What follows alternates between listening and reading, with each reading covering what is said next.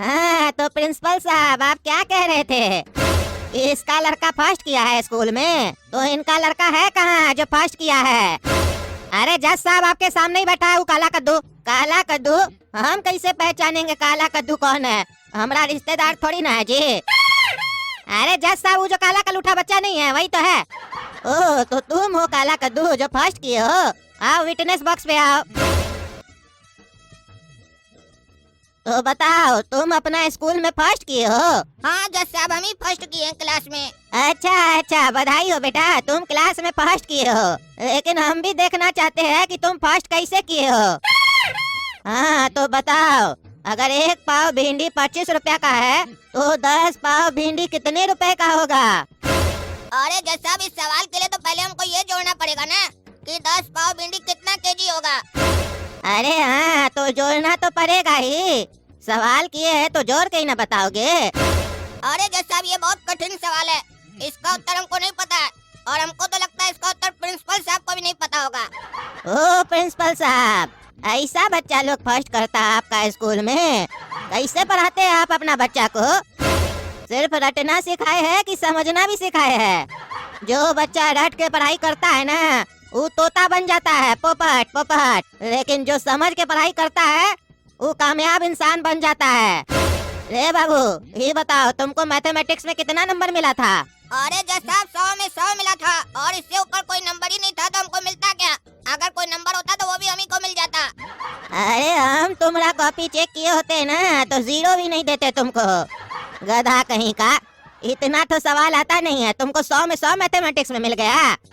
कैसे? तुम्हारा मैथमेटिक्स अच्छा था कि आगे वाला बच्चा का मैथमेटिक्स अच्छा था जिसका तुम देख के लिखे थे? या फिर प्रिंसिपल साहब आपको अपने नहीं कॉपी चेक करने आता है? कोई कुछ भी लिखता है उसको नंबर दे देते हैं आप बढ़िया से, ताकि आपका स्कूल का नाम हो, ज्यादा एडमिशन मिले। क्यों प्रिंसिपल साहब ये सब तो नहीं ना करते हैं? अरे जज साहब ये सब नहीं करते हम लोग। ये लड़का का कॉपी में सही लिखा हुआ होगा उत्तर तभी इसको नंबर मिला है। और हम लोग तो कॉपी चेक करते हैं ना जज साहब, ये थोड़ी ना देखे कि ये चीट करके लिखा है कि अपने से लिखा है। वो तो एग्जामिनर का ड्यूटी होता है ना बच्चा पे ध्यान दे। ओह तो तुम्हारा स्कूल का तो ड्यूटी है ही नहीं कि बच्चा पढ़ा कि नहीं पढ़ा, बच्चा को समझ में आया कि नहीं आया। जब टीचर पढ़ाता है तो चेक करना चाहिए बच्चा को समझ में आया कि नहीं आया। टीचर का गलती है ना जी, बच्चा का काहे है? तुम समझाओगे नहीं पढ़ाओगे नहीं तो बच्चा तो चीट करेगा ना। और अगर बच्चा तुम लोग का बात नहीं मानता है तो पेरेंट्स मीटिंग जब बुलाते हो तो माँ बाप लोग को क्यों नहीं बताते हो कि आपका बच्चा नहीं पढ़ रहा है? वहाँ तो नाश्ता पानी चलता है तुम लोग का, काहे कि माल जो मिलता है बढ़िया बढ़िया। और पेरेंट्स का तो छोड़ो, तुम टीचर हो प्रिंसिपल हो, तुम्हारा ये कर्तव्य बनता है कि बच्चा पढ़ाई करे, उसको हर एक चीज समझ में आए। बच्चा का आखिर ध्यान है कहाँ जो उसको पढ़ाई में मन नहीं लग रहा है? या तो तुम्हारा पढ़ाने का ढंग अच्छा नहीं है उसको सुधारो, या तो तुम जो पढ़ा रहे हो बच्चा को समझ में ही नहीं आ रहा है, इतना कठिन शब्द में पढ़ा रहे हो। और कहीं ऐसा तो नहीं बच्चा का ध्यान तो रहता है पढ़ाई पे लेकिन तुम लोग का ही ध्यान कहीं और रहता है, उल्टा सीधा पढ़ा देते हो। अब तो हमको तुमसे भी सवाल पूछना पड़ेगा, देखे तो तुमको भी कुछ आता है कि नहीं। कह रहे थे कि नया किताब से पढ़ाएंगे बच्चा लोग को, पुराना किताब तो सही से पढ़ाए नहीं हो, नया किताब पढ़ाओगे तुम? तो चलो बताओ। अरे जज साहब हमको भी आरोप लगाना है प्रिंसिपल साहब के ऊपर, कृपया करके हमको भी विटनेस बॉक्स पे बुलाया जाए। तुम कौन हो बेटा? जज साहब हम काला कद्दू का छोटा भाई है गोरा कद्दू, हम लोग साथ में ही पढ़ते हैं एक ही क्लास में।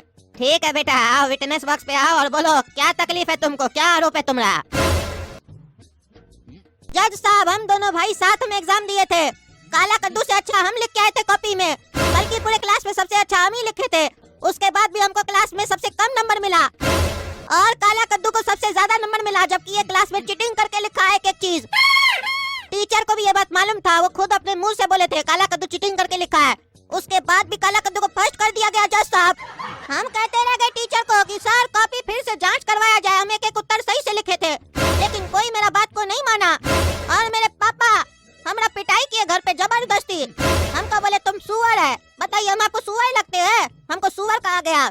तो मेरा इस प्रिंसिपल पे आरोप है कि हमको जबरदस्ती फेल किया है। तो हम आपसे रिक्वेस्ट करते हैं कि आप ये आदेश दे कि गोरा कद्दू के कॉपी का फिर से जांच किया जाए और इसको क्लास में फर्स्ट किया जाए। अरे ऐसे कैसे फर्स्ट किया जाए? तुम कॉपी में सही लिखोगे तब ना तुमको फर्स्ट करेगा जी।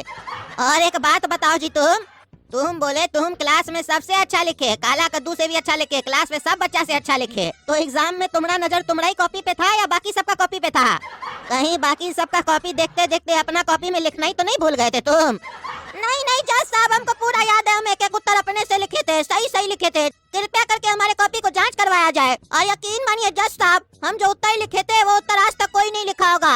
हमको क्लास में फर्स्ट करना चाहिए, लेकिन पता है जज साहब, मेरा पापा, अपना सगा पापा विश्वास नहीं कर रहा है हमारे ऊपर कि हम क्लास में फर्स्ट कर सकते हैं। तो इसीलिए हम आपसे रिक्वेस्ट करते हैं कि हमारा पापा को भी सजा सुनाया जाए। वो अपना बच्चा पे यकीन नहीं किए, हमको सुअर बोले और हमको मारे। अरे हमको तो यहाँ ये नहीं समझ में आ रहा है केस कौन सा टॉपिक पे चल रहा है और किस पे चल रहा है। ये प्रिंसिपल पे केस किया है, तुम अपना बाप पे केस करना चाहते हो। देखिए जज साहब, सीधा सीधा सॉल्यूशन है, हमको क्लास में फर्स्ट कर दीजिए, बाकी केस को रहने दीजिए, जैसे चलता है चलने दीजिए। घीचिएगा 10 साल जैसे घीचते आप लोग। जब आप 10 साल केस घीचिएगा ना तो देखिएगा ये लोग आपस में कंप्रोमाइज कर लेगा, केस अपने ही खत्म हो जाएगा। 10 साल वकील लोग को भी तो कमाने दीजिए और आप भी फैसला करने का एक्टिंग कीजिए, तब ये ना सबका घर चलेगा। अरे तुम चुप रहो, बहुत बोलता है तुम, हैं बहुत बोलता है। तुम्हारा कहने का साफ साफ मतलब है कि हम बेईमान है। तुम बहुत बोलता है, इसीलिए एग्जाम में लगता है कुछ लिखा ही नहीं होगा, खाली बकवास करता है। कहता है सही सही उत्तर लिखे थे। क्या क्वेश्चन आया था तुम्हारा हिंदी का एग्जाम में, बताओ हमको, और क्या उत्तर लिखे थे? और ऐसा क्या लिखे थे जो तुम बोले कोई नहीं लिख सकता है, हम ऐसा उत्तर लिखे थे? अरे हाँ हाँ जज साहब बताते हैं, आप तो ऐसे बोल रहे हैं जैसे लगता है हम लिखे ही नहीं थे कुछ भी। 3 ऐसा क्वेश्चन आया था जिसपे हम बढ़िया से निबंध और पत्र लिखे थे, वो एक बार आप सुन लीजिएगा ना तो हमको क्लास में ऐसे ही फर्स्ट कर दीजिएगा। पहला क्वेश्चन था कि टीचर पे निबंध लिखो। उसमें हम क्या लिखे थे पता है आपको? मास्टर जी गुड़ खाई बा, एक झापड़ मारेंगे तो उड़ जाई बा। सुने आप, इतना छोटा ब्रीफ में निबंध क्या क्या बयां कर जाता है ये निबंध। और दूसरा क्वेश्चन आया था प्रधानाचार्य को पत्र लिखो, तो हम प्रधानाचार्य को पत्र लिखे थे। श्रीमान प्रधानाचार्य जी, मैं गोरा कद्दू आपके स्कूल का बच्चा जो टीचर एग्जाम ले रहा है वो चीटिंग करने नहीं दे रहा है, कृपया करके उनको बाहर निकाल दिया जाए और मेरे पत्र को स्वीकार किया जाए, धन्यवाद। अरे ऐसा पत्र और ऐसा निबंध कौन लिखता है रे गधा? अरे पत्र में क्या लिखना है वो आप क्या बताइएगा, हम ना डिसाइड करेंगे।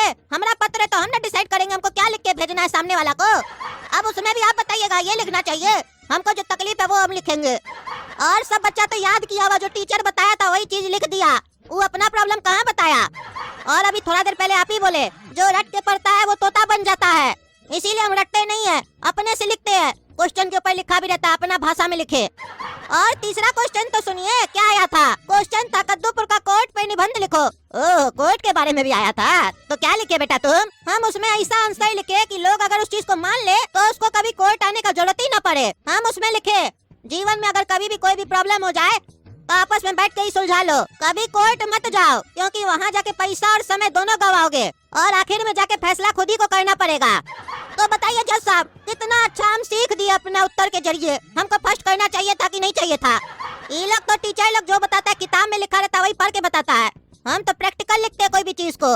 हाँ, प्रैक्टिकल से ध्यान आया जज साहब, ये लोग स्कूल में एक कॉपी चलाता है जिसका नाम है प्रैक्टिकल कॉपी। अब आप ही सोच के देखिए, प्रैक्टिकल चीज कोई कॉपी में बनाता है, ऊपर से साला कॉपी महंगा भी होता है बहुत। जब हम 6 क्लास में आए थे ना तो टीचर लोग बोला था 6 क्लास से तुम लोग को प्रैक्टिकल करवाया जाएगा, जो भी केमिस्ट्री में पढ़ोगे। हम भी खुश थे, लैब वगैरह में जाएंगे, सीखेंगे, केमिकल मिलाएंगे, कुछ बनाएंगे, जैसे विदेश का बच्चा लोग को देखते हैं, छोटा छोटा बच्चा लोग बहुत होशियार होता है। लेकिन जब भी प्रैक्टिकल करने का बारी आता है हम लोग को प्रैक्टिकल कॉपी थमा दिया जाता है और उसमें 2-3 डब्बा बनवाता है, उसमें अलग अलग कलर करवा देता है, कहता है ई से मिलेगा तो ई बनेगा, फिर किताब से देख के लिखवा देता है, बोलता हो गया प्रैक्टिकल। सोच के देखिए जज साहब, प्रैक्टिकल ऐसा होता है। हमको तो ये नहीं समझ में आता है ये प्रैक्टिकल कॉपी बनाया कौन था, क्या सोच के बनाया था। प्रैक्टिकल करना होगा तो लैब में जाके नहीं करेंगे, उसके लिए कॉपी में ड्राइंग बनाएंगे। हमको तो ये नहीं समझ में आता है। अनपढ़ स्कूल में प्रैक्टिकल कॉपी में करवाया जाता है, प्रैक्टिकल के नाम में वहाँ पे ड्राइंग बनवाया जाता है और फिर वही बच्चा बड़ा होकर पेंटर बन जाता है और फिर सबका घर पे दीवार पे पेंट करता है। काहे कि उसको प्रैक्टिकल में केमिस्ट्री थोड़ी ना पढ़ाया जाता है, ड्राइंग करना सिखाया जाता है। सोच के देखिए जज साहब, कितना गलत होता है हम लोग के साथ अनपढ़ स्कूल में। और कभी कभी तो हम लोग को एक प्रोजेक्ट देता है, बोलता है इसको कंप्लीट करना है। एक किताब रहता है जिसे देख देख के कॉपी में हम लोग को उतारना होता है, फिर नेट से उसका फोटो निकाल के बोलता है स्टूडियो से उसका फोटो भी लगाना है। वहाँ पे बहुत तामझाम होता है, बहुत खर्चा होता है, बच्चा नहीं कर पाता है तो माँ बाप लोग रात में जाके उसका बना के देता है। फिर स्कूल में आने के बाद क्या होता है पता है? उस कॉपी या उस फाइल को फेंक दिया जाता है, कोना में पड़ा रहता है। देखिए जज साहब, ऐसा प्रोजेक्ट देता है ये लोग, ना ही बच्चा को समझ में आता है, ना ही माँ बाप लोग को समझ में आता है हम लोग कर क्या रहे। लेकिन उसके बाद भी जबरदस्ती उसको काम करना पड़ता है, कहता है प्रोजेक्ट कंप्लीट करके रहेंगे, स्कूल से मिला है प्रोजेक्ट। नहीं कंप्लीट करेंगे तो टीचर मारेगा। तो आप ही बताइए जज साहब, ऐसा प्रोजेक्ट का क्या फायदा है जिसको कंप्लीट करना होता है, मतलब उसका कुछ होता ही नहीं है। ये तो वही बात हो गई कि कद्दूपुर की सरकार सड़क तो बना देती है, लेकिन उसको ये नहीं पता होता है सड़क में डालना क्या है। चुनाव आने से पहले रोड बनाता है और चुनाव के खत्म होते ही रोड भी खत्म हो जाता है, और उसको फिर से बहाना मिल जाता है कि अगला चुनाव में वादा कर सके कि आप हमको जिताइएगा तो हम फिर से रोड बनवाएंगे। तो कब तक चलता रहेगा ये भ्रष्टाचार? हमको जवाब चाहिए। नहीं दे सकते हैं तो हमको क्लास में फर्स्ट कीजिए, बाकी सब बंद कीजिए। अरे तुम तो बहुत बोलता है रे, हाँ? छोटा पॉकेट बड़ा धमाका है तुम। ये साला तो इतना बकवास कर रहा है, ऐसा नहीं जज साहब हम ही लोग को सजा सुना दे। इस साले को तो छोड़ेंगे नहीं, जब से इसको एग्जाम में नंबर कम मिला है तब से पागल हो गया है। उल्टा सीधा एक तो कॉपी में लिख के आया है, ऊपर से बकवास कर रहा है, डर भी नहीं लग रहा है, जो मन में आ रहा बकवास कर रहा है। घर में तो ये साला बकबक करता ही है, अब कोर्ट में भी आके बकबक करने लग गया। अगले को पता ही नहीं है कहाँ पे क्या बोलना चाहिए। अरे जज साहब, अभी तक फैसला नहीं सुना है आप? क्या इतना टाइम पास करते हैं? क्या जज बनिएगा आप? इतना देर लगता है इतना छोटा सा केस में फैसला सुनाने में? तब से बैठे, क्या होगा नहीं होगा। ओह, टकला नेताजी आ गए, बात करके हो गया ना बढ़िया से बात। हाँ जज साहब, हो गया। अब इस टकला को बताते हैं। हमारा कोर्ट में फोन पे बात करता है और कहता है जज बकवास करता है। अभी इसका बकवास निकालते हैं। तो आप लोग को अगर देखना है कैसे इस टकला को हम सीधा करते हैं तो कद्दू जोक चैनल को सब्सक्राइब कीजिए, इस वीडियो को लाइक कीजिए, शेयर कीजिए और कमेंट करके बताइए टकला को हम क्या सजा दे और हम किसको किसको सजा देंगे। कमेंट करके बताइए अगर आप लोग को पता है तो।